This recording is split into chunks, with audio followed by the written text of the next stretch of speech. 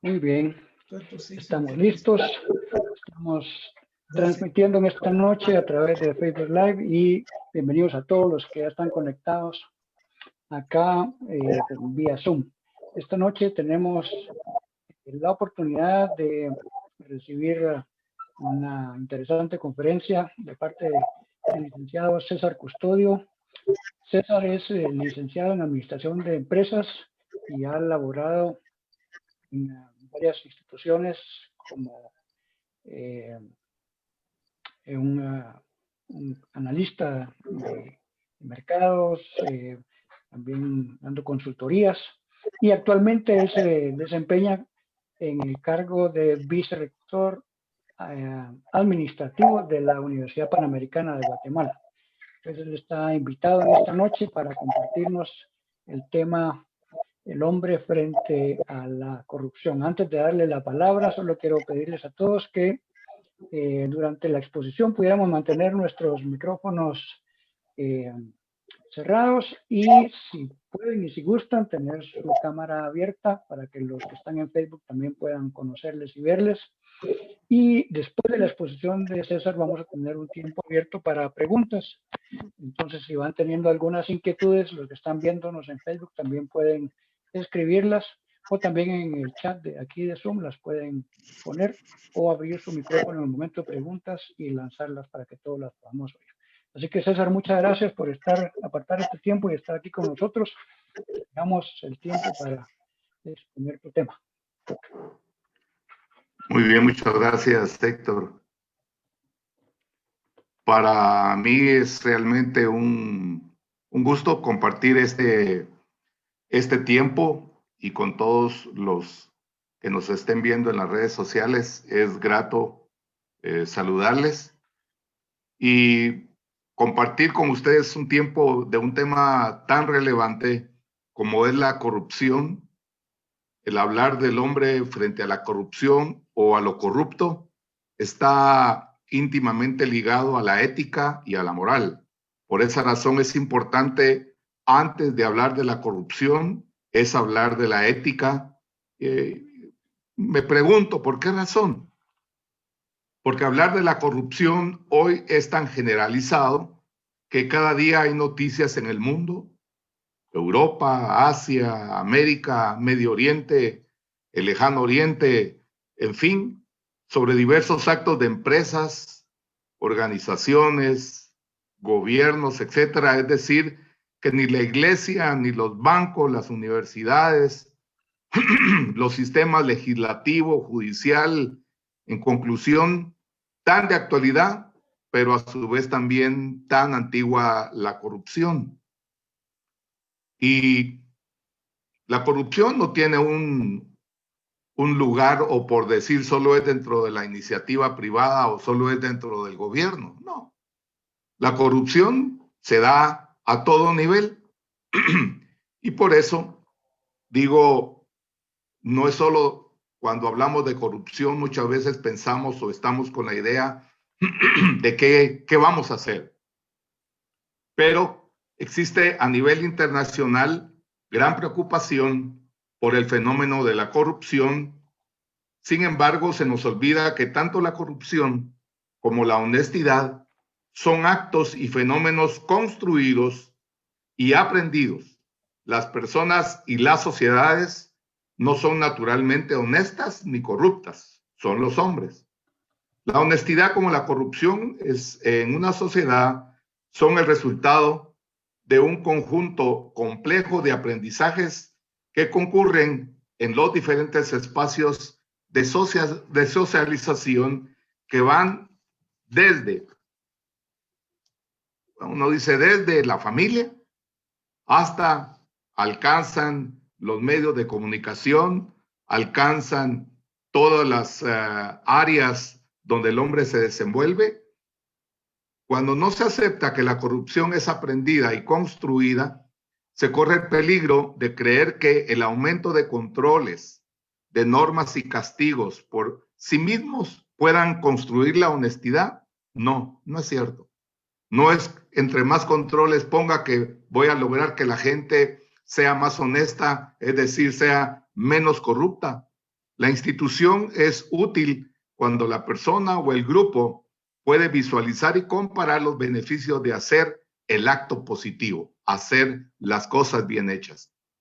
Obviamente cuesta porque cada uno lo ve desde sus ángulos. El que tiene la necesidad o el que no tiene o el que busca lograr alcanzar algo, y para ese alcanzar algo no importa lo que deba de hacer, es donde empiezan las contradicciones de alguien que puede decir, no, es que la corrupción, yo no aquí, yo no allá. El hecho es, todos nos encontramos en momentos difíciles, en circunstancias difíciles, en acontecimientos difíciles, que es lo que debe hacernos pensar y meditar.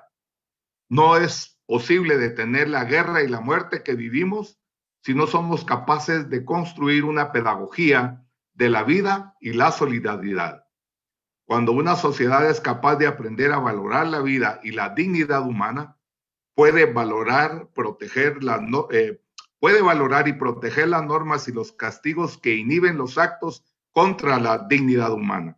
De la misma manera, es la comprensión ética de la honestidad la que nos puede permitir ir construyendo sistemas útiles que favorezcan los comportamientos honestos y valoren las normas que inhiben la corrupción.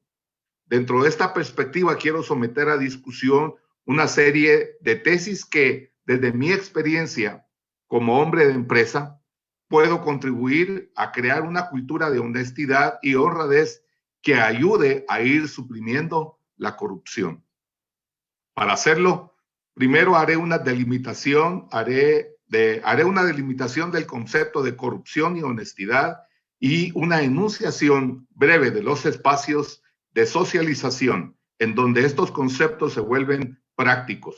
Con estas comprensiones se hacen unas consideraciones acerca de los posibles enfoques que debe considerar la empresa por su lado para contribuir a la construcción de la honestidad y superar la corrupción.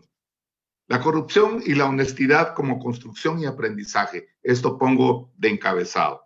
Aquí se define la construcción como el tomar o trastocar intencionalmente como persona, grupo o institución, leyes, normas, procedimientos o transacciones públicas o privadas para buscar beneficios, ya sea estos, como dije, públicos o privados, que no fueron acordados. De esta definición se puede, por contraposición, derivar una concepción de honestidad. Sería la capacidad de buscar beneficios públicos o privados dentro de las leyes, normas, procedimientos y transacciones acordadas en favor de la dignidad humana. Es fácil deducir de estas definiciones que tanto la honestidad como la corrupción son una construcción social que tiene su fundamento en la norma, la ley o transacción que define los beneficios o inhibiciones acordados, ya sean públicos o privados. Pero puede suceder que la ley, norma, procedimiento o transacción sean perversos por sí mismos, como la transacción de esclavos, por ejemplo. En ese caso, la honestidad obliga a negar, subvertir o modificar la norma.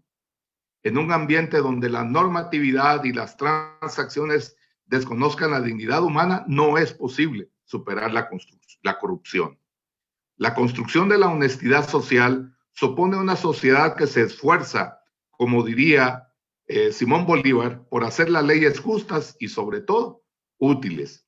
En otras palabras, supone una sociedad que busca continuamente crear condiciones para que los derechos sean reales y cotidianos.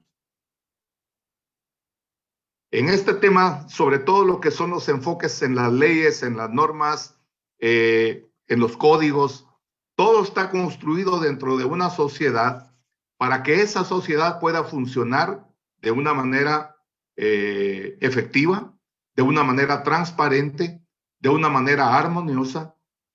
Sin embargo,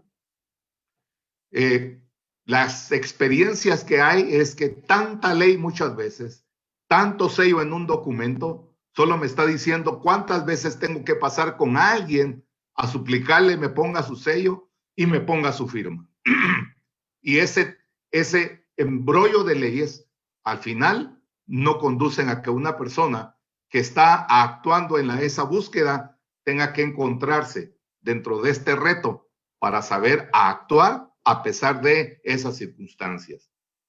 Aquí se entiende por espacio de socialización los lugares o instancias sociales de donde adquirimos o transformamos los modos de pensar y sentir y actuar en relación con nosotros mismos, con los otros y la colectividad. Son los lugares en donde se forman o se transforman los valores y el sentido de la vida. ¿Cuáles son estos lugares? Estos lugares son la familia, la calle o grupo de amigos, las organizaciones comunitarias o de barrio, la escuela, la universidad, el trabajo, la empresa pública o privada, las organizaciones intermedias, incluye a los sindicatos, federaciones, asociaciones, clubs, etcétera, etcétera. Las iglesias, los partidos y movimientos sociales, los medios de comunicación. Aquí encontramos que en este espacio de socialización es donde cada uno de nosotros hemos sido formados, es donde cada uno de nosotros hemos sido enseñados. Obvio y entendido es cuando alguien le pregunta, ¿y usted dónde se graduó? Quiero como saber si el lugar de donde se graduó es el que le va a dar si es un hombre honesto o no es un hombre, no es un hombre honesto. ¿Cuál es su familia? Como que si ese tema de la familia es, voy a ver si usted es o no corrupto dependiendo de qué familia es. Y así nos vamos ubicando en esos diversos espacios de socialización a donde cada uno pertenecemos, nos guste o no nos guste. La familia que tengamos, la familia que no tengamos, el trabajo que hoy tengo, la sociedad a la que pertenezco. No es que si yo viviera en Suiza sería diferente, si yo viviera en Suecia sería diferente. Pues sí, puede ser que sí. Lo que pasa es que las leyes están hechas de una manera tal en la cual el ciudadano puede conducirse sin tener que llegar a actos de corrupción. Concluyo aquí en esto. La honestidad como comportamiento se fortalece si todos los espacios de socialización le van enseñando y practicando. Lo mismo se puede decir de la corrupción.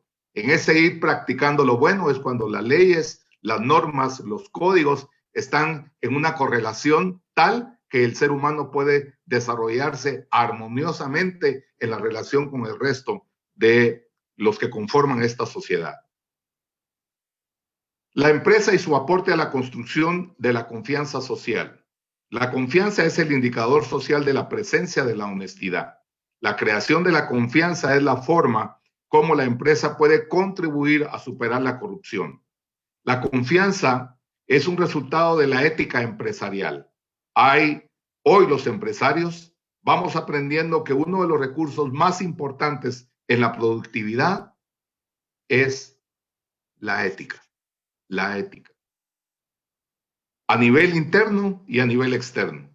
La empresa, por ser una continuidad de personas que interactúan interna y externamente en un espacio de socialización, en el trabajo empresarial aprendemos a usar y a valorar el conocimiento, las habilidades, las destrezas y los instrumentos que interactúan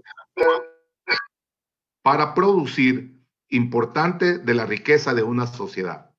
Esta riqueza se manifiesta, en esta riqueza se manifiestan los bienes y servicios que la empresa ofrece y transa en esa sociedad. Es decir, hay una riqueza en todo lo que hacemos. ¿Por qué razón? Todos los hombres le agregamos valor a todas aquellas cosas que hacemos.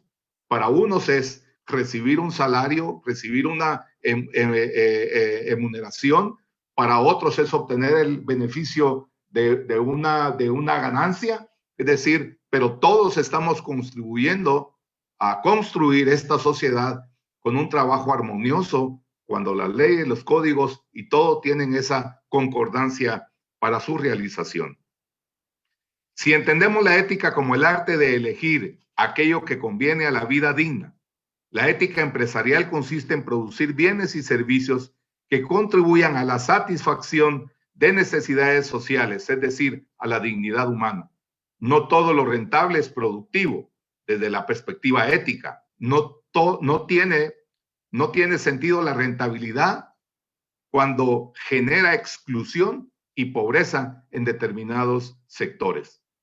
En la construcción de una sociedad honesta, La ética empresarial es uno de los instrumentos que permite controlar las perversiones y exclusiones que genera el mercado en ciertos sectores.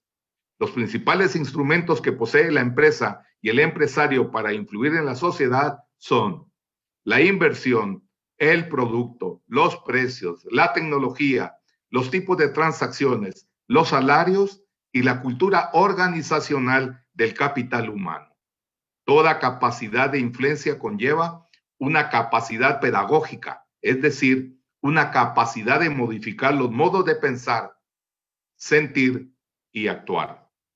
En una sociedad empobrecida, fragmentada y violenta, la gran pregunta ética de la empresa y los empresarios se podrían formular esta pregunta: ¿cómo concebir, combinar y operar los instrumentos empresariales para poder lograr de una forma rentable articular a los pobres y excluidos a la economía formal productiva a través de los bienes y servicios que ofrecemos? ¿Cómo crear la confianza en las transacciones de los mercados económicos, políticos y culturales? ¿Y cómo garantizar un mundo sostenible para nosotros y las futuras generaciones? Es decir, estamos hablando de una integración total dentro de nuestra sociedad. Y me quedo con el concepto Guatemala, para entender que en ese concepto Guatemala, todas las instituciones, todas las empresas, todos los negocios, cuando estamos realmente en la búsqueda de lograr que lo que hacemos sea un satisfactor, sea algo que cubre, que llena la necesidad de alguien que está demandando ese producto o ese servicio. Cuando esa correlación del bien que estoy construyendo, que estoy elaborando, que estoy desarrollando, finalmente en esa concordancia con la sociedad, y siempre pienso de esta manera y digo, desde el que limpia zapatos hasta el que puede estar sentado en una silla de gerencia o puede estar en un nivel de una posición política o puede estar en un nivel de negocios internacionales o puede estar dentro de la academia o puede estar funcionando dentro de una organización caritativa, entiéndase cualquiera que sea. Es decir, el punto fundamental en esto es cómo armonizar a toda esta sociedad para lograr finalmente estos fines que son acordes a la ética. No desconozco la complejidad de estas preguntas, pero crear confianza, sostenibilidad y articulación social productivas es uno de nuestros retos y grandes desafíos que queremos superar para así atacar la corrupción. Si una sociedad no tiene un proyecto ético fundado en la dignidad humana, los controles y las inhibiciones simplemente aumentarán la desconfianza social y por tanto la corrupción. Esta pregunta es compleja por nuestra misma naturaleza. La misma naturaleza es el ser humano siempre en sus tendencias, en la búsqueda de, siempre va más por la opción corrupta que por la opción honesta. El clamor es, busquemos siempre la condición de la honestidad más que la del otro lado. Siguiendo a Friedman, podemos decir que el conflicto central de nuestra naturaleza es el que se da entre el individuo egoísta y el grupo. La naturaleza nos dotó de codicia, el tosco deseo de aumentar sin límites nuestras ganancias personales, pero también estamos dotados de amor en muchas variedades. La codicia nos lleva a alterar, a trastocar las normas, las leyes y las transacciones para beneficios que no fueron acordados. El amor nos lleva a crear confianza y transparencia a nivel privado y público. El amor a los otros nos lleva a buscar beneficios en favor de la dignidad humana para todos. La honestidad y la corrupción serán siempre un resultado del tipo de dignidad que cada sociedad quiera construir. Perdón. Pese a la enorme dimensión de los casos que copan las portadas, la corrupción es casi tan antigua como la vida misma. Desde hace miles de años ha habido casos de este tipo y también los autores fueron reprendidos, aunque no siempre con facilidad. La Biblia recoge de ello y sobre todo condena todas estas prácticas extendidas a lo largo de la historia y por todo el orbe. Tanto el Antiguo Testamento como el Nuevo muestran cómo el justo debía luchar contra el soborno, el fraude y el robo de aquello que recaudaban a los que trabajando debían pagar sus impuestos, como si el tiempo no hubiera pasado. La corrupción para el cristianismo entraña una falta grave, pues es una agresión al prójimo y también al bien común. Aunque de carácter más general, 2 de los 10 mandamientos engloban este tipo de actuaciones. Concretamente el que dice: no codiciarás los bienes ajenos, y el que sin medias tintas afirma que no robarás. Además de ello, la Biblia está repleta de alusiones muy explícitas a una corrupción que se asemeja mucho a la que está destruyendo a vastos países del mundo y en las que se marca el camino que el justo debe seguir.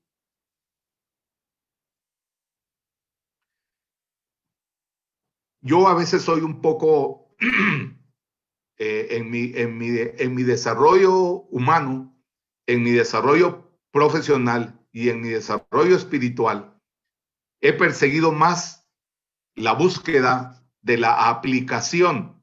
Yo utilizo mi concepto que es Biblia aplicada, más que Biblia literalizada, más que Biblia dicha de por sí, sin tener la secuencia de su aplicación en este entorno de este mundo que vivimos. Por eso para mí, en esta ocasión voy a tocar más textos bíblicos, porque sí creo que la Biblia establece con mucha claridad a través de todos sus libros, a través de muchos acontecimientos, establece con mucha claridad el concepto de la ética versus el concepto de la corrupción. Y lo enmarca y lo dice y lo establece y lo pone. Y en mi dedicación a servir a la empresa, he podido mantener incolume mi propia moral, he podido mantener mi honestidad, he tenido que luchar en momentos críticos y difíciles que no estoy para contarlos, pero una vez se supera esto, finalmente también en lo interno de nuestro ser, porque esta es una cuestión que no va con qué piensa la gente o qué dice la gente.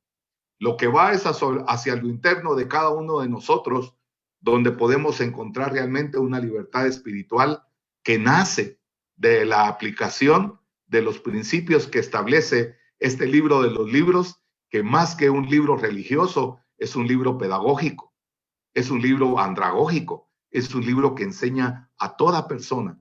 Y por eso le quiero dar mucho énfasis, porque estoy hablando del tema de la corrupción, del hombre frente a la corrupción, pero más quiero poner al hombre hacia la ética para que aprenda a vivir con ella y de esa manera también dé los resultados que la sociedad espera.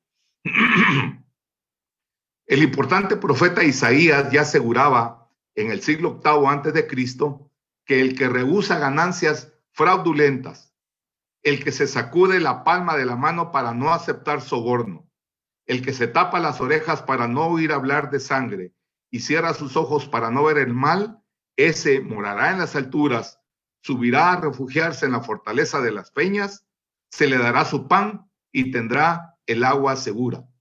Eso dice Isaías 33, 15, 16. Pero en ese punto donde llega el momento, ¿qué es lo que valoro de mis acciones? ¿Qué es lo que más voy a valorar? Lo que más voy a valorar, de acuerdo con lo que aquí está diciendo, es mi sustento de cada día. Lo que aquí está diciendo también es que hoy nosotros pues tenemos el agua tan simple, tan sencillamente con abrir el chorro. Pero en aquellos tiempos conseguir agua y agua de calidad y agua bebible no era una cuestión fácil. Lograr tener agua en el Medio Oriente hasta el día de hoy. Israel le da agua a Jordania. Hay países en luchas en África por el tema del agua, que pareciera para nosotros tan simple y tan sencillo, pero no vivimos en eso. El libro de Levítico, uno de los que forma el Pentateuco y escrito unos 1500 años antes de Cristo, cita también: no hurtaréis, no mentiréis, ni os defraudaréis unos a otros. En el que igualmente aparece que no haréis sentencias injustas, ni cometerás injusticias en pesos y medidas. Tened balanza y pesas tened balanza, pesas y medidas exactas. Así reza. Dice también, no torcerás el derecho, no harás acepción de personas, no aceptarás soborno, porque el soborno cierra los ojos de los sabios y corrompe las palabras de los justos. En otro punto escribe que, maldito quien acepte soborno para quitar la vida de un inocente. Esto es un tópico que lo pone a uno en una posición de suma trascendencia, porque es un reto. Para mí, todo lo que tenga aplicación es un reto. ¿Por qué? Porque hoy puedo decir aquí algo, pero mañana me toca a mí que aplicar lo que estoy oyendo, lo que estoy leyendo, lo que estoy aprendiendo. Eso no tiene más que un solo observador, y es el Espíritu de Dios que mora en mí, el que me trae a justicia, el que me enseña cuál es la conducta que debo mantener ante las circunstancias y ante la adversidad que me pueden empujar hacia la corrupción, pero finalmente puedo salir victorioso con la ética. Uno de los grandes retos que hemos tenido cuando nombramos contralores, cuando se norma gente, cuando se va a nombrar gente en lugares de suma trascendencia, son cuestiones que la política es buena, las tarjetas de crédito son buenas, la televisión es buena. Va a depender qué uso hago yo de la política para que la política entonces se convierta en algo corrupto y en algo que no tiene valor. Pero en sí mismo la política tiene sentido cuando la llevamos y la operamos en ese contexto de las leyes y en ese contexto de una sociedad que busca que sus códigos estén realmente sustentados para construir de una manera diferente a la que se había estado construyendo. También en Lucas aparece un pasaje de Juan Bautista, el que acudieron muchos a bautizarse, entre los que había personas que no actuaban cumpliendo las normas. El pasaje dice, preguntándosele también a unos soldados, ¿y nosotros qué debemos hacer? Él les dijo, hablando Jesús, también le preguntaron unos soldados diciendo, ¿y nosotros qué haremos? Y les dijo, no hagáis extorsión a nadie, ni calumniéis, contentados con vuestro salario. Igualmente en Mateo se cuenta que los sumos sacerdotes sobornaron a los guardias que custodiaban el sepulcro cuando Jesús resucitó para que no dijeran la verdad.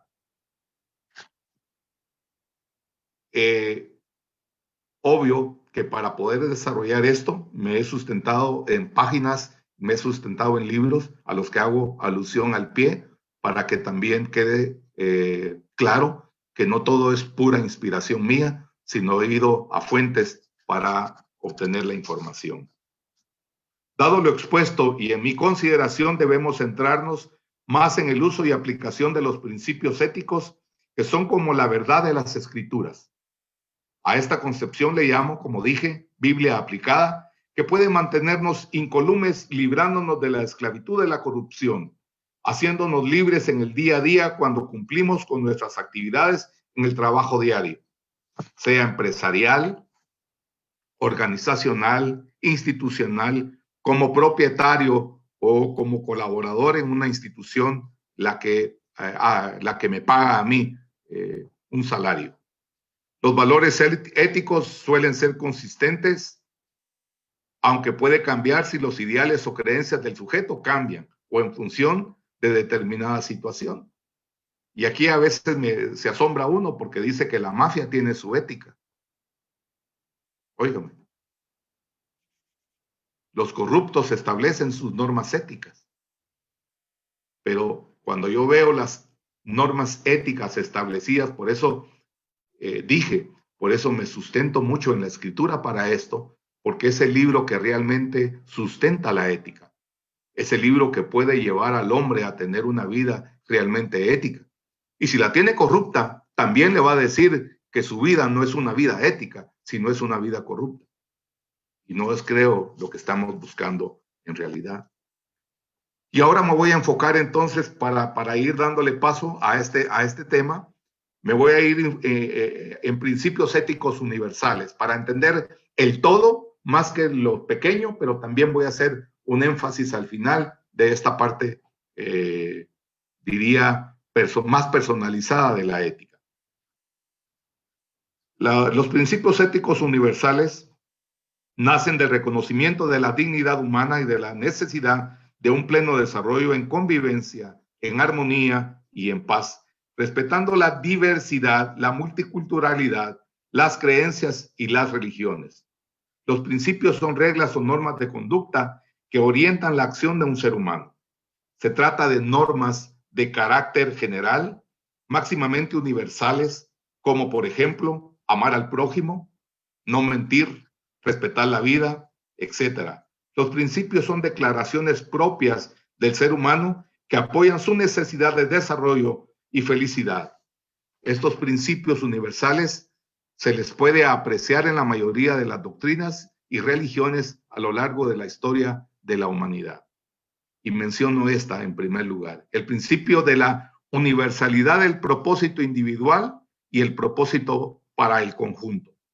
Los seres humanos están configurados por la naturaleza o por Dios para cumplir el propósito individual de preservar su existencia y cultivarse o perfeccionarse a sí mismo, y el propósito para el conjunto de servir y contribuir al bienestar y felicidad común de sus familias, comunidades, naciones y el mundo entero, que hoy también incluye el universo. El principio de desarrollo del desarrollo moral humano. Todos los seres humanos pueden alcanzar una madurez o perfección a través de cultivar su capacidad de dar o amar de una manera incondicional y desinteresada. 3. El principio de la finalidad o sentido último de la vida humana y del universo. Esto sería lograr la armonía y equilibrio entre la mente y el cuerpo dentro del individuo, la unión y armonía entre los miembros de las familias, la cooperación, cohesión y armonía dentro de las comunidades y naciones que finalmente entiendan el propósito por el cual están sobre la tierra. Principio 4. El principio de la universalidad de las relaciones de intercambios recíprocos. Los seres humanos no están hechos para existir o ser completamente independientes, sino están configurados por la naturaleza o por Dios para mantener múltiples interacciones, intercambios recíprocos de amor, afecto, cuidado, ideas, conocimientos, bienes y servicios con otros seres humanos. Principio número 5, principio de la universalidad del orden en la naturaleza y sociedad humana. La estabilidad y armonía y paz a nivel familiar, social, solamente son posibles a través de establecer un orden moral y legal creado por medio de la aceptación voluntaria y responsable de unos principios y leyes construidos de manera que sean hacia el bien de la sociedad. Principio de la dignidad de igualdad humana.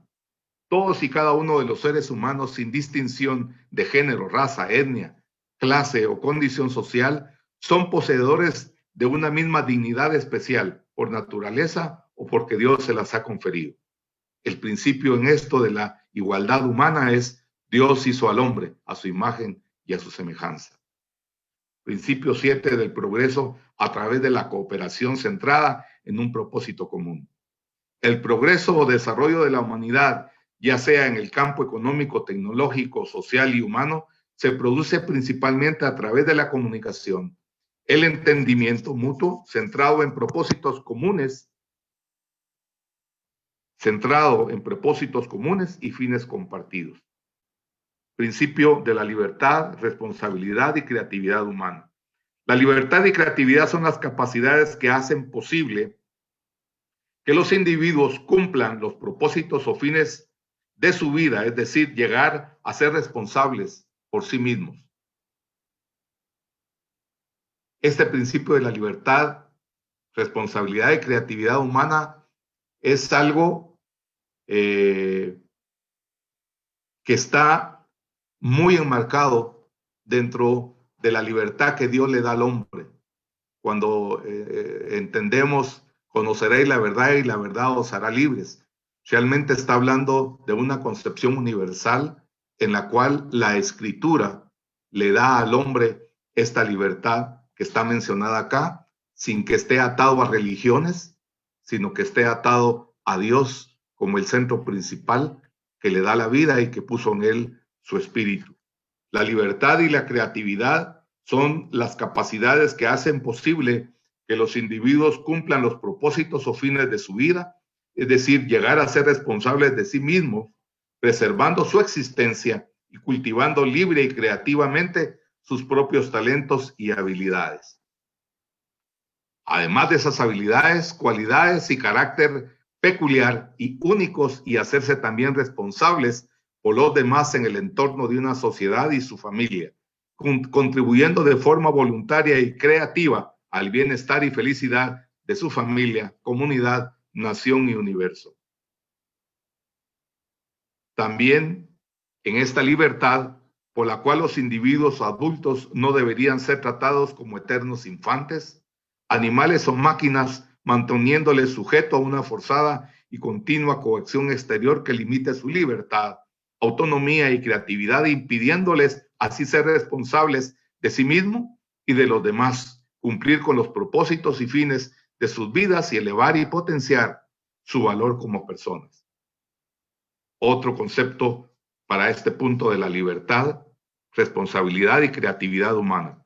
No obstante, ni la libertad, entiéndase la autonomía, ni la creatividad humana es irrestricta o absoluta, ya que el ejercicio de estas capacidades solo permiten al ser humano de disponer de un amplio margen de maniobra, pero siempre ajustado o dentro de un orden legal, natural y moral. Además, la libertad, autonomía y creatividad no son un fin en sí mismas, sino son solo un medio o instrumento para que armonicemos con la creación.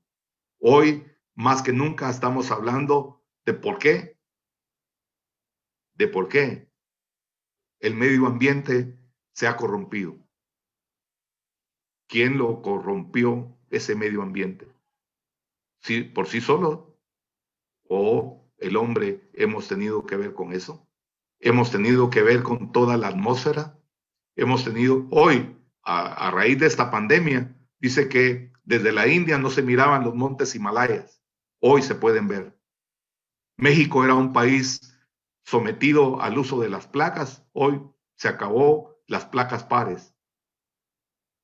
Es decir, lo que aparentemente fuese una tragedia, resulta también que la sociedad, que la naturaleza está siendo agradecida porque esa creación está siendo una vez más libre cuando el hombre deja de intervenir. Ahora bien, termino con esto de cierre. Personalizando algunos ejemplos de la ética y utilizando el método de la Biblia aplicada, digo que la ética es una rama de la filosofía que se encarga de estudiar los principios que rigen la conducta de un individuo. Los principios éticos dependen de la situación en la que una persona se encuentra y varían de un individuo a otro, aunque la Biblia los expone así. Y me he tomado la tarea entonces de saliendo de la parte esta universal a esta parte de una aplicación de la ética, que la honestidad es parte de ella, y tomé 20 casos que los leo en un par de minutos. Si se vende un producto a menor precio que el normal porque tiene alguna falla, debes de decírselo al que te compra. Si somos testigos de un robo o accidente, manifestar ante la policía o el juez las cosas tal como las vimos. Mantener a los ciudadanos informados con la verdad. Si alguien se equivoca al darnos un vuelto, hacérselo saber y no quedarnos con ese dinero que no nos corresponde. No copiar en un examen. Vengo de la universidad y fui decano. Gente que se sentó frente a mí, licenciado, disculpe, hágame favor, o se fueron y luego me llaman de su carro y me dicen, licenciado, tal y tal cosa, si usted pudiera. no mentir, reconocerlo reconocer si nos hemos equivocado, diferenciar y reconocer explícitamente los méritos de los demás, sobre todo si podrían parecerse a los nuestros, pagar en tiempo y forma las obligaciones contraídas, no subirse al tren, al bus, sin pagar el boleto, no robar energía eléctrica, no aceptar trabajos que no vamos a cumplir, denunciar si un medio de transporte público no se encuentra en condiciones, clausurar los locales que no cuentan con las condiciones de seguridad, no recetar remedios ni estudios que la persona no necesita, hacer leer la letra pequeña a alguien que firma un contrato, decirle a un paciente los riesgos que corre antes de someterse a una operación, devolver los objetos encontrados, avisar si alguien cuenta con nosotros para una tarea y sabemos de antemano que no vamos a poder asumirla, no comprar películas o videos que sabemos son ilegales o vienen de lugares donde los roban. Decir, aquí me pasé a esa parte porque también es importante esas cosas que parecen intrascendentes, pero que cuando hablamos que la corrupción, como la honestidad se construye, estas cosas deben ser enseñadas en nuestros hijos, en las escuelas, en las universidades, en todo lugar, en las iglesias, debe de enseñarse las cosas que le están dando una formación a alguien hacia ese futuro. Por esa razón, termino con esto. La ética es la ciencia de la conducta humana que estudia la forma de actuar que tenemos todos los hombres frente a nuestros semejantes y la manera en la que nos desenvolvemos en nuestras actividades diarias. Se dice que la ética es una ciencia porque es una disciplina racional, ya que parte de los actos humanos y los transporta hasta llegar a sus principios. La ética es un conjunto de conocimientos sistemáticos, metódicos y racionales basados en la experiencia, fundado en principios. La ética puede definirse como la ciencia normativa de la rectitud de los actos humanos según principios racionales. La ética es una parte de la filosofía, de ahí que su método y características de investigación hayan de concordar con esta disciplina. Diversos autores coinciden en señalar que las virtudes o valores básicos del ser humano son la prudencia, la fortaleza, la templanza, la justicia, la solidaridad, la autenticidad, la fidelidad, la bondad, el agradecimiento, la responsabilidad, la libertad, la amistad, la belleza, la paz. Además, y agrega, la honestidad, la responsabilidad, la integridad y el respeto a la dignidad de las personas. Con esto concluyo para abrir un espacio a preguntas y poder así también compartir con ustedes este tiempo tan importante y tan bueno. Gracias. Gracias, César. Buenas noches, hermanos, amigos. Vamos a dar paso a las preguntas. En este espacio quisiera que las preguntas fueran no más de 1 minuto y que fueran bien puntuales. Vamos a empezar a ver si alguien tiene alguna pregunta que le quieran hacer a nuestro hermano César.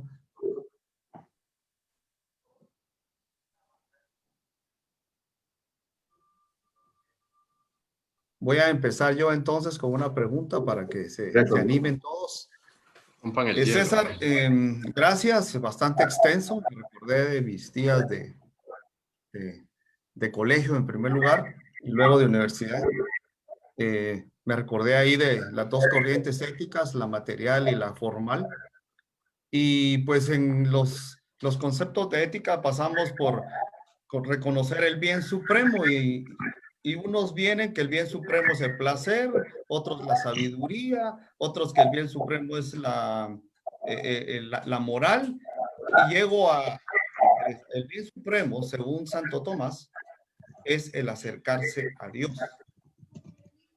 En este tema de ética, como bien lo decía César, depende, porque por ejemplo yo soy ingeniero y tenemos un código de ética, los médicos tienen su código de ética, los auditores tienen su código de ética, en las películas del Padrino pueden ver que ellos tenían un código de ética.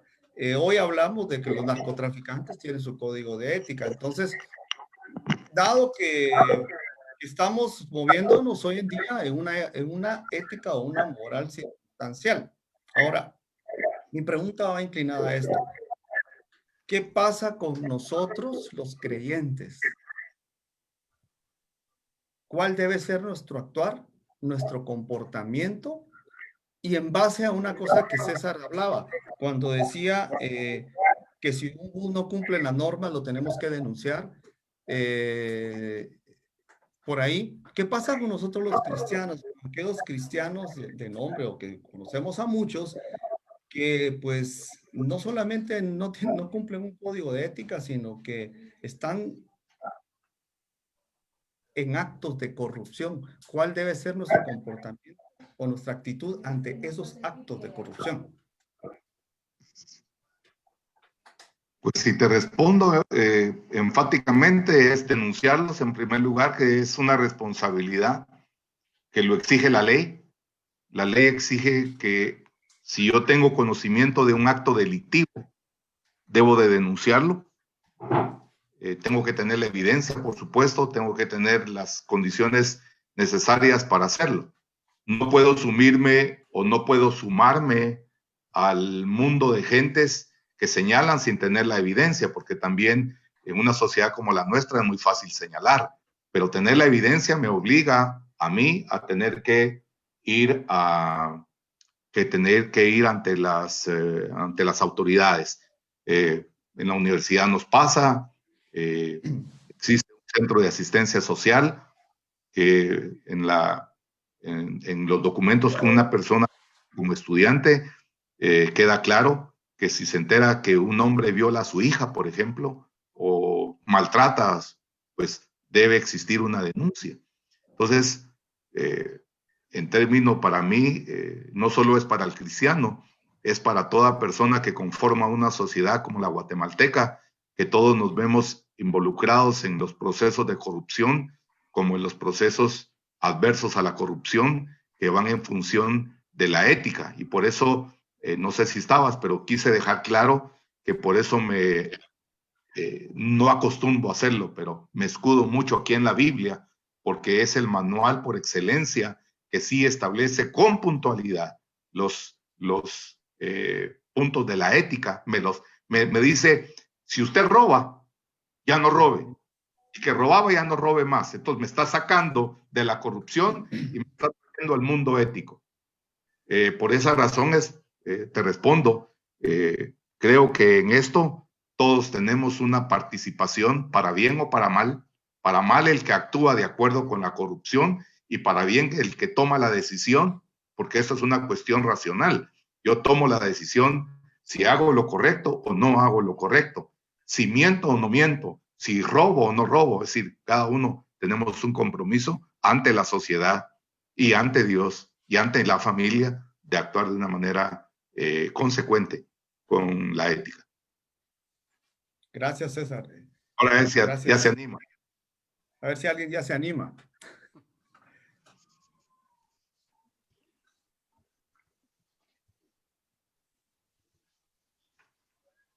Hermanos, amigos, ¿tienen alguna otra pregunta? La verdad que este tema es bien importante, bien interesante. Hay mucho que hablar de eso. Hay muchas cosas que yo sé que se pueden estar ahí cocinando en sus mentes, en sus corazones, sobre preguntas, sobre todo. Sí, Edgar, adelante. Abrí tu micrófono y haz tu pregunta. Solo es el aspecto de extender factura o pedir factura por todo servicio que se hace o un servicio que se recibe. Eso se tiene que considerar también como acto de corrupción. ¿Cómo lo ves, César? Yo te respondería que es así. Es decir, en principio, todo bien la señal debería de ser facturado. Un servicio debería de ser facturado. Pero la ley tiene sus condiciones, por ejemplo, para la tienda del barrio, para la gente que está en el mercado. Es decir, no toda la gente puede tener una factura. Por eso hay leyes muy específicas para un sector de la micro y de la pequeña empresa cuando se trata de este tipo de microempresarios que están dentro de los mercados y que no tienen la función tal, pero hay sumas que ellos finalmente deben de reconocer cuando hacen las compras, se convierten en retenedores. Es decir, la ley está regulando todo esto y hay una regulación hoy más que antes para que la gente también tribute, y todo el mundo deberíamos de tributar. El concepto sobrio es hay que tributar. No es que se lo roban porque el gobierno es un ladrón. Y mire, yo le digo, bueno, el principio es usted tiene que tributar. Se lo van a robar. Es decir, eso es como, lo tomo a veces como una buena excusa para no tributar, pero la responsabilidad es tácita para todas las personas. Deberíamos de tener siempre, extender facturas por los servicios que damos, por los bienes que vendemos, por todo. Debería de haber una facturación para que también haya un impuesto. Y no soy del gobierno y no estoy a favor. Te digo, el principio es ese. La tributación, hay que tributar. Gracias, César. ¿Alguien Gracias, más, amigos? Cuando hablamos de cosas de tributos, estamos ahí navegando en un tema que para algunos, pues, es válido y otros, cabal, lo que decía César, la excusa es que se lo roban, pero César ya nos contestó. ¿Alguien más? ¿Una pregunta? Yo creería que hay bastantes cosas que le pudiéramos preguntar. Una de las razones de estas charlas es que se vale el disenso, ¿verdad? O sea, no necesariamente tenemos que estar todos de acuerdo, se vale el disenso. Totalmente. Y debe eso ser, es lo que debe ser así. Por eso cuando hago la exposición trato de hacerla muy abierto, porque creo que cristianos y no cristianos tenemos que aprender todas las concepciones que vayan en contra de la misma sociedad. Entonces, la persona que tira las bolsas plásticas corrompe el medio ambiente. Cuesta entenderlo. Mire, cuántas veces vemos los buses, los carros, vas en la carretera y miras, te plum, tiran. Ya te encontrás en muchos lugares hasta los perros esperando que van en los buses. Entonces, eso es una manera de corromper. ¿Qué corrompemos ahí? Corrompemos el medio ambiente, corrompemos la parte de la vida que nos da la creación, la dañamos. Entonces, yo creo que mi incertidumbre a veces con el cristiano es que desconoce las cosas, solo se encierra en el texto bíblico, por eso también lo dejé muy claro. No es que no deba de conocer el texto bíblico, pero puedo saber mucha Biblia y poca aplicación.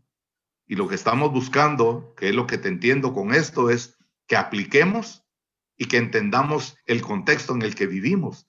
Entonces, el contexto en el que vivimos me obliga a mí a ser el mejor vendedor de bananos, como ser el mejor lustrador, como ser el mejor abogado, como ser el mejor doctor. Eso es el compromiso hacia la ética. Eso me obliga a la ética. Eso me obliga a no ser un corrupto. Por eso, en esos pequeños ejemplos de los médicos que lastimosamente hoy, se le dice a alguien, pero mire, ya tiene un diagnóstico médico, sí, ahora vaya con otro. Eso nunca era antes así. Y a mí me pasó 2 veces, 3 veces. Con los ojos cerrados creíamos en los médicos. Lo que el médico decía, eso tenía el punto y final. Luego nos damos cuenta que fue una equivocación haber pensado que todos los médicos iban a tener una vocación. Pero regreso al punto.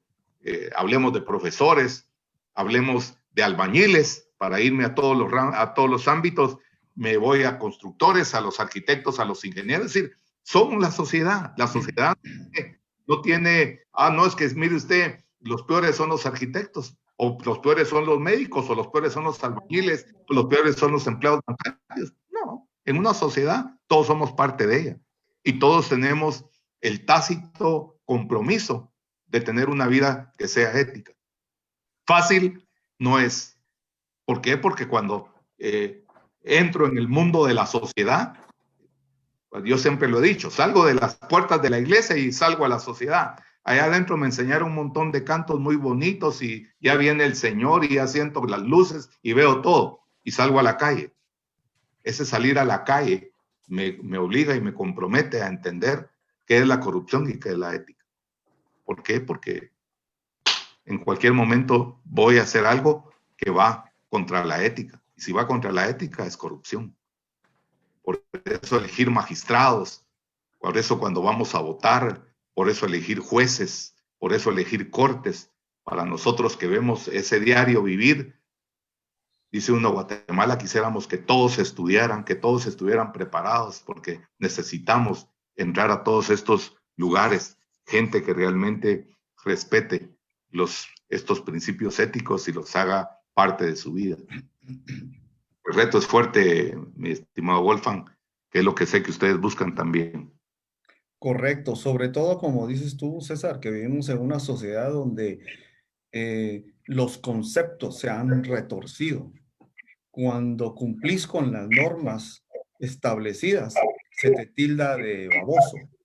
Sí. Cuando una persona que llega a un puesto y no roba, hay hasta dichos populares que se dicen como Dios le da muelas al que no tiene quijadas.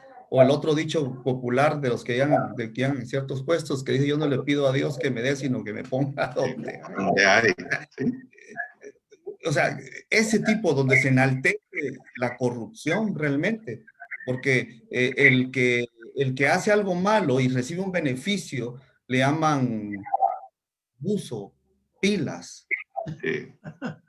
Esos tipos de conceptos que están retorcidos en nuestra sociedad. Sí. Una de las cosas que yo creo firmemente es que, por ejemplo, en el gobierno o en los puestos de elección popular, la gente no se hace corrupta ahí. Ahí simplemente llegan a ejercer. Ellos se hicieron corruptos en el seno de su casa, donde el papá y la mamá no le dieron sus cuerazos cuando llegó con el lápiz que era él del colegio. Ahí es donde se empieza a socavar la honestidad y las buenas normas. Hemos oído decir que, por ejemplo, un dicho muy común en los foros en los que hemos estado, dicen, por ejemplo, que los patojos de hoy no son como antes, que antes se respetaba más. Y yo una vez les dije, no es cierto. Los papás de hoy no son como los de antes. Así es. Cabal. Sí. Es decir, estamos Adelante, Walter. a un gran reto. Pido la plática. Adelante, Walter. Solamente quiero exponer algo de manera breve, pero quisiera ver si esto amerita algún comentario de parte de César o de Wolfgang o de alguno otro de los participantes. Fíjense que tengo un amigo que fue ministro en un gobierno pasado y dentro de la plática él resultó diciéndome, mira Walter, me dice, todos los que han trabajado en el gobierno roban. Bueno, ese es el primero. La segunda, tuvimos un vicepresidente que tal vez ustedes oyeron la expresión de él, una vez dijo, en Guatemala todos robamos.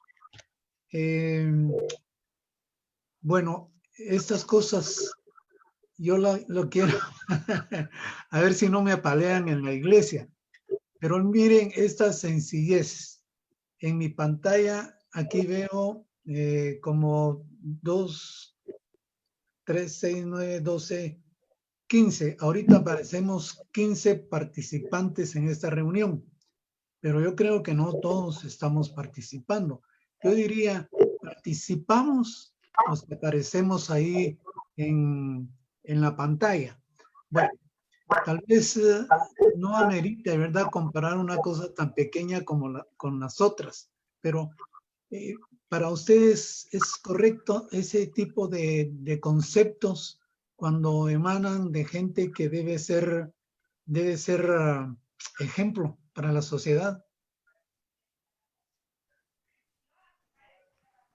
A ver si no los confundí. Comparto en una situación y hemos aprendido, las generalizaciones no son buenas.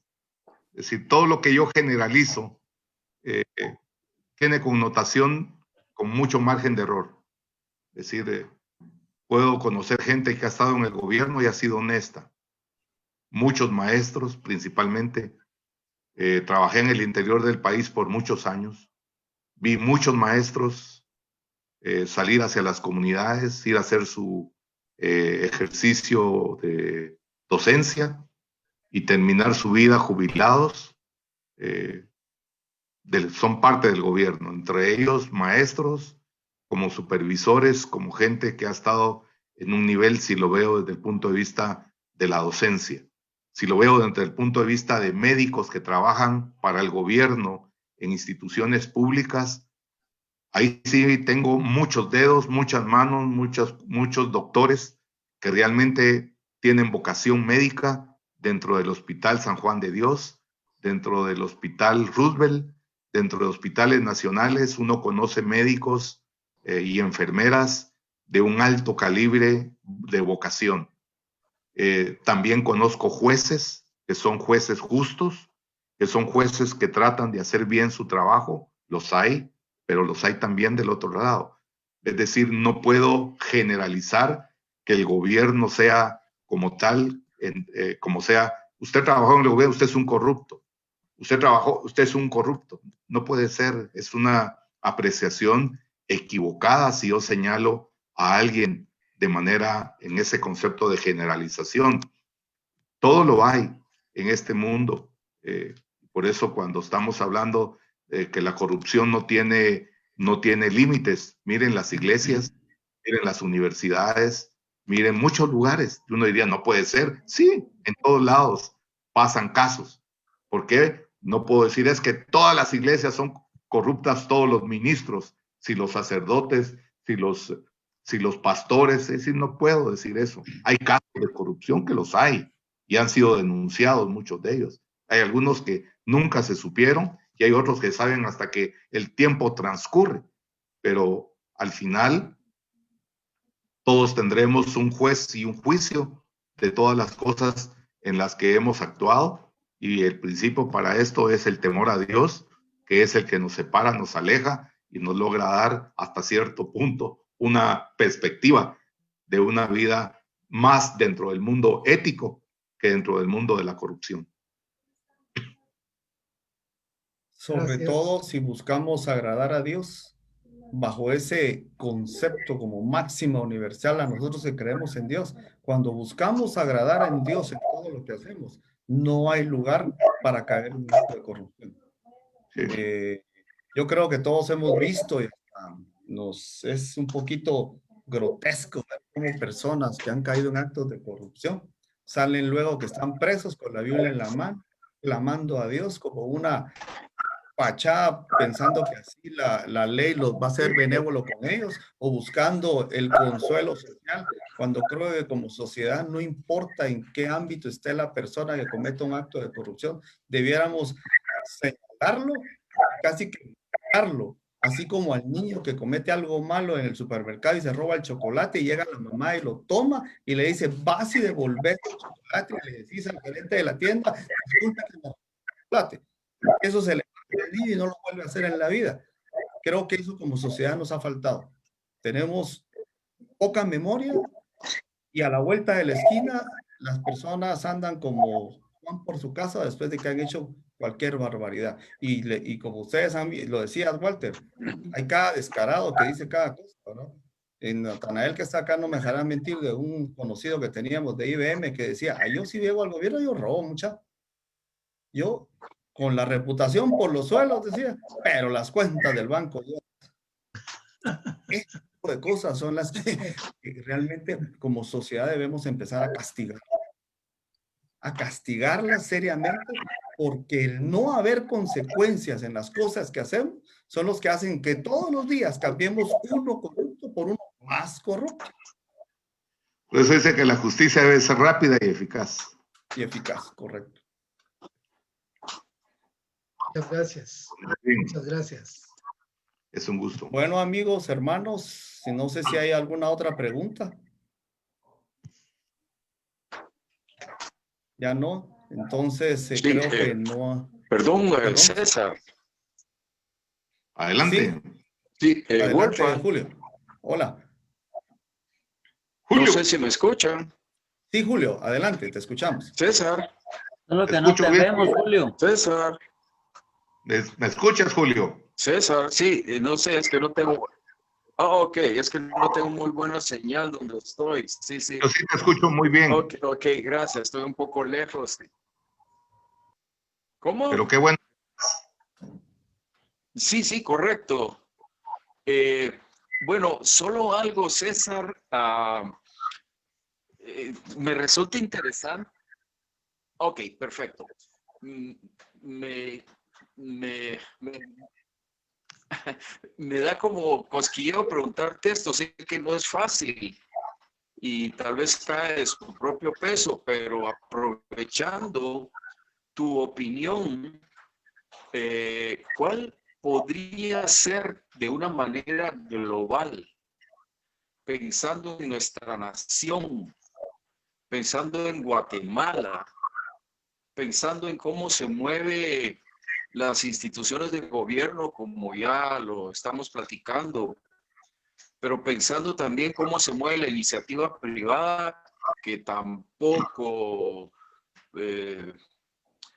bueno, que también participa igualmente.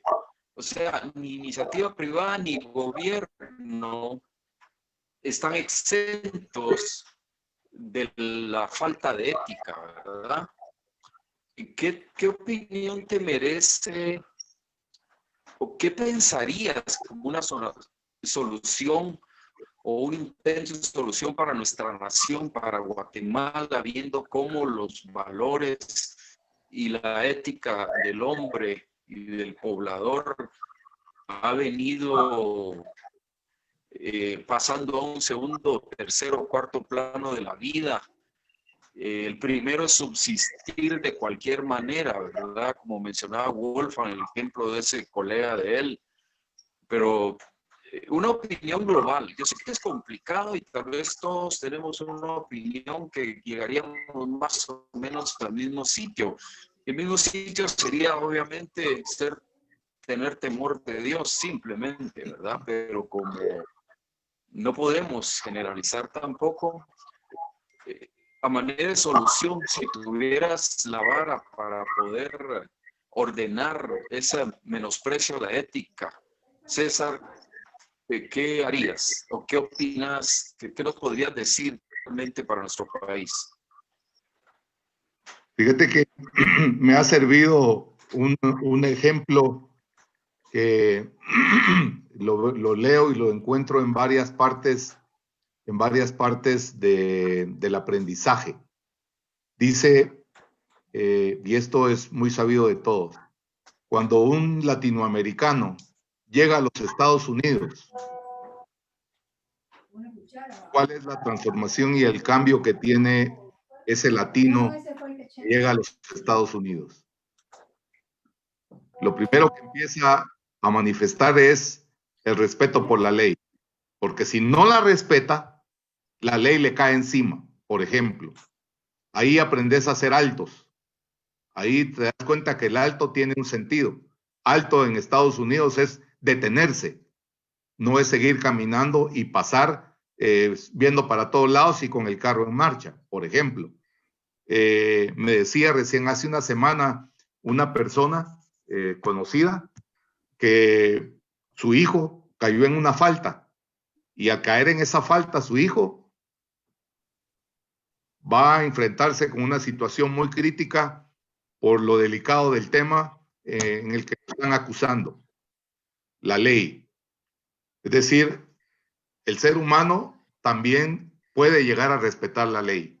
Ahora, ¿cuál sería para mí, si me dice, mire usted, ¿qué haría usted de inmediato? Mire, yo cambiaría muchas leyes, que es lo que se está tratando de hacer en el Congreso, porque se han creado tantas leyes, tantas desregulaciones en función de querer hacer las cosas fáciles o la instauración de tantos decretos, acuerdos gubernativos y de todas las instituciones de los tres poderes. Es decir, la ley está para la iniciativa privada, para el que quiere invertir en Guatemala, para el que quiere poner su negocio.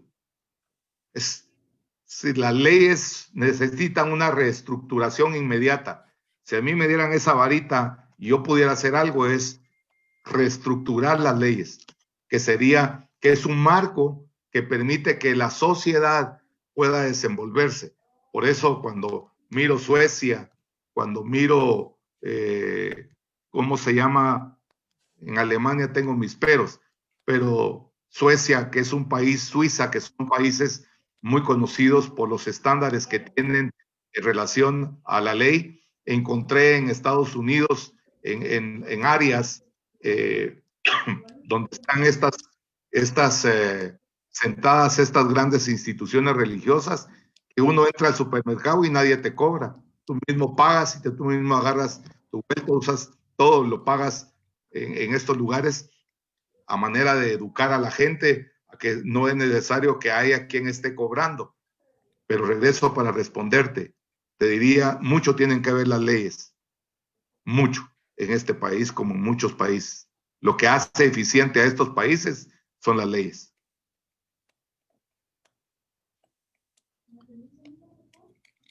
Gracias, César. Gracias, Julio.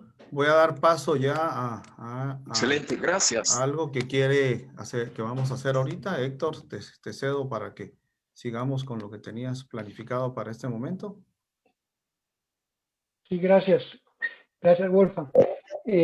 Habíamos platicado con César que antes de concluir el evento pudiéramos escuchar un canto y hacer una meditación personal, ¿verdad?, sobre el contenido de la letra.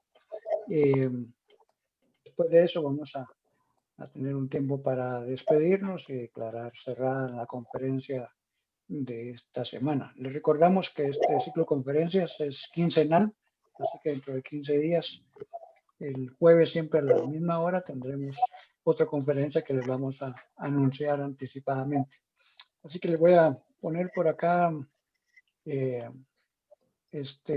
canto y podemos escucharlo y terminar meditando en lo que hemos hablado hoy y también el contenido de la letra.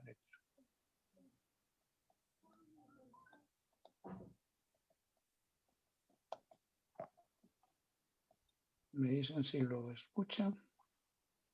No se ve. Todavía no. Ahí.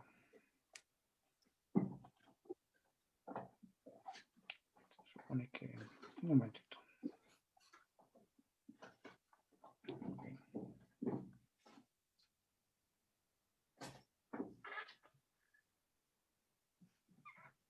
Tampoco, ¿verdad? No. Está la pantalla en negro.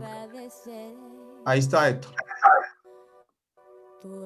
Todas las cosas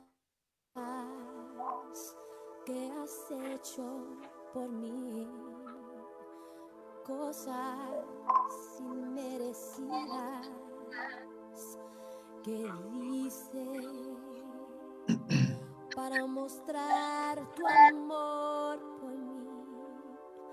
Las voces de 1.000.000 de ángeles no expresarán mi gratitud, lo que soy y lo que anhelo ser.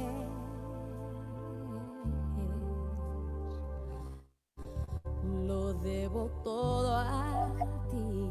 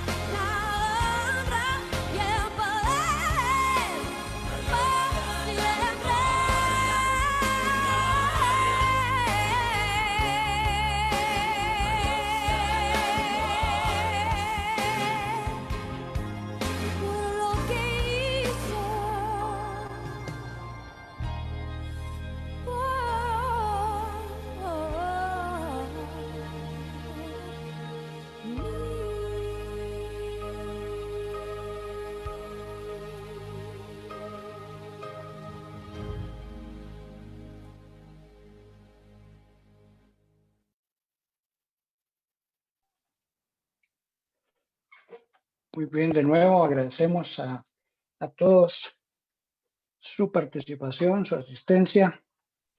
Dejamos un tiempito para despedirnos y que nuestra mejor forma de darle la gloria a Dios, como decía la canción, sea con nuestras acciones, porque Él Amén. pagó un precio tan alto que debemos honrar esa sangre que fue derramada en la cruz del Calvario. De mi parte es todo. Muchas gracias de nuevo, César. Un abrazo a ustedes, hermanos, por su esfuerzo y trabajo. Gracias, César. Gracias, César. Un gran abrazo, muy amable. Muchas bendiciones. Dios, feliz noche. Hermanos, De mucho. Walter. Feliz noche, Buenas bendiciones. noches, Carlos, Roberto, Cristian, Roberto. Natanael. Julio. Gusto vernos. Qué bueno que estuvo aquí con Roberto. nosotros. Igual Cristian. Wolfgang, Muchas gracias. Feliz noche. Feliz noche, Héctor. Sergio. Robert, Buenas noches, Walter. Buenas noches. Eduardo, que estés bien. Julito, igualmente, Dios te bendiga.